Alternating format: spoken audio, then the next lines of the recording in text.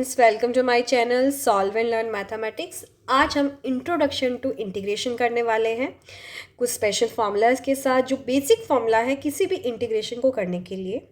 So let's start. सबसे पहले अगर इंटीग्रेशन की बात करें तो हम इसको अटैच करते हैं डेरिवेटिव से।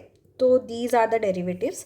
आपने डेरिवेटिव चैप्टर पढ़ा है, चैप्टर नंबर 5 है 12th क्लास के अंदर, पार्ट 1 के अंदर। ओके, हम देखो, अगर बच्चों हमें डेरिवेटिव आता है ना तो कहीं ना कहीं रिलेट होता है इंटीग्रेशन। अगर मैं डेरिवेटिव को अगर उसके आगे एंटी वर्ड यूज़ कर दूँ, anti derivative, right, anti derivative as you can see here, उसको क्या बोलते हैं हम लोग? इंटीग्रेशन बोलते हैं, राइट। हमारे पास फॉर्मूला क्या होता है? अगर basically derivative of x raise to power हमें एन करना होता है तो आपके पास फॉर्मूला होता है n x raise to power n minus one, right. यही फॉर्मूला होता है।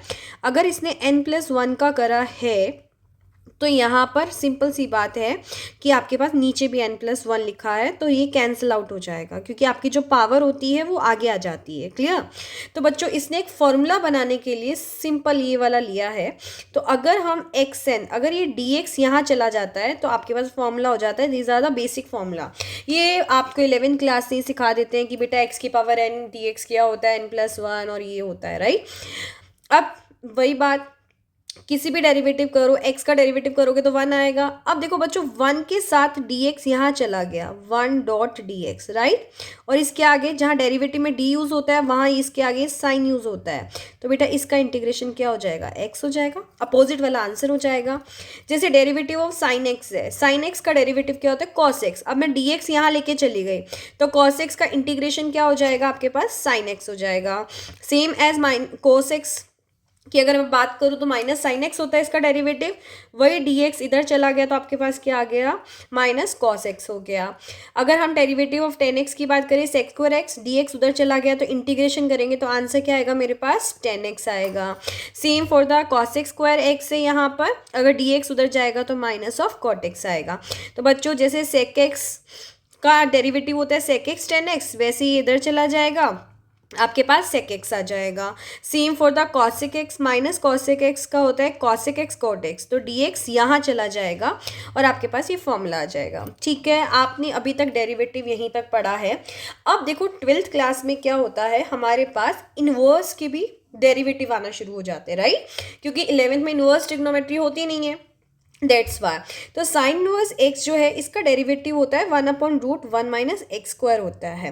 तो अब डी एक्स इधर जाएगा तो इसका इंटीग्रेशन क्या हो जाएगा? अपोजिट हो जाता है साइन इनवर्स एक्स का।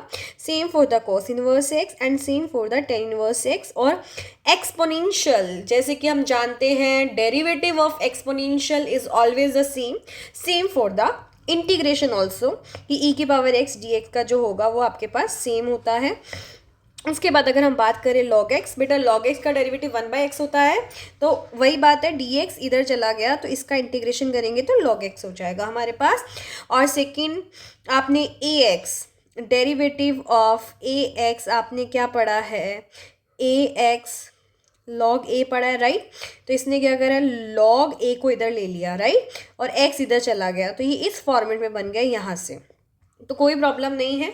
वहाँ डेरिवेटिव, एक चीज़ हमेशा याद रखना, डेरिवेटिव के अंदर हमेशा चीज़ मल्टीप्लाई में आती है, चाहे वो पावर हो या कुछ भी हो। इंटीग्रेशन में इसका अपोजिट होता है, वो चीज़ हमेशा डिवाइड में चली जाती है। जैसे मैंने एग्जांपल दिया ना, एक्स की पावर n करते हो तो n x n minus one आता है ना, राइट। लेकिन अगर इसी का मैं इंटीग्रेशन करूँ तो x की power n plus one upon में n प्लस वन आ जाएगा। This is the integration. तो बेटा ये जो बेसिक फॉर्मूलाज है आप हम याद कर सकते हैं, चाहे आप जहाँ पे भी पढ़ाई कर रहे हैं, आप अपने स्टडी टेबल में बिल्कुल सामने in front of you where you are doing study आप पेस्ट कर दीजिए। तो आप क्या करेंगे, डेली जब भी रिवाइज करते हैं इंटीग्रेशन तो फॉर्मूलाज आपके दिमाग में रहते हैं, आप इसे भूलते नहीं हो।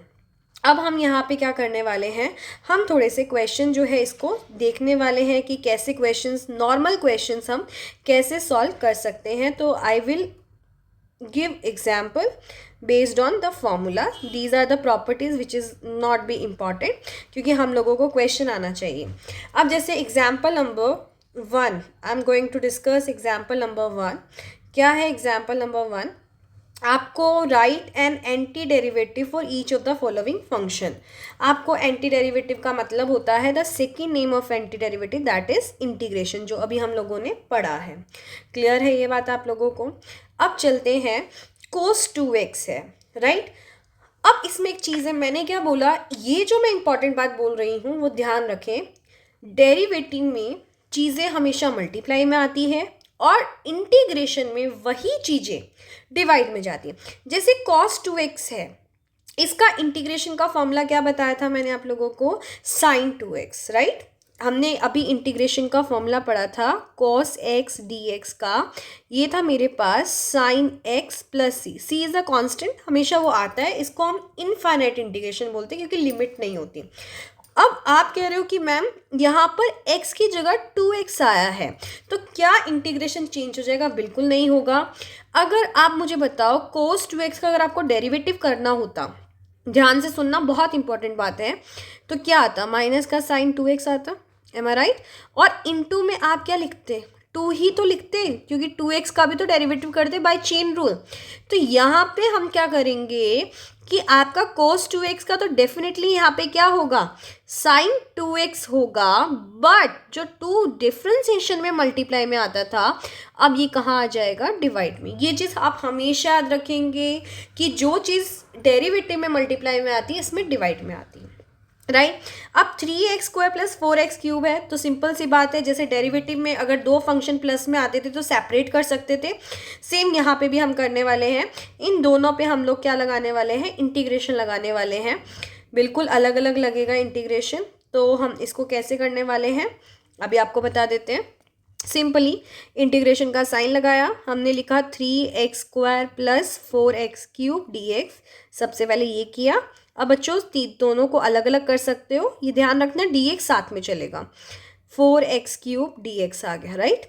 अब कांस्टेंट है, जैसे डेरिवेटिव कांस्टेंट का नहीं होता ना, तो सेम यहाँ पे भी डेरिवेटिव इंटीग्रेशन कांस्टेंट का नहीं होता, तो 3 बाहर आ गया।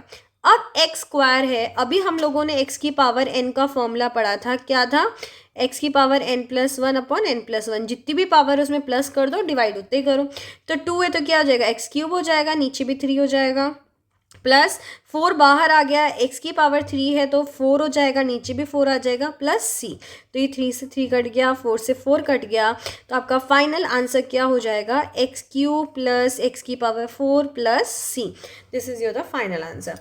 अब लास्ट 1/x, इसका तो डायरेक्ट हम लोगों ने इंटीग्रेशन का फॉर्मूला पढ़ा है, that is your log x। बिल्कुल absolutely correct, log of mode of x. बेटा मोड ऑफ इसलिए लिखते हैं क्योंकि आपको पता है लॉगरिथम कभी नेगेटिव नहीं होता, बिकॉज डिफाइन नहीं होता।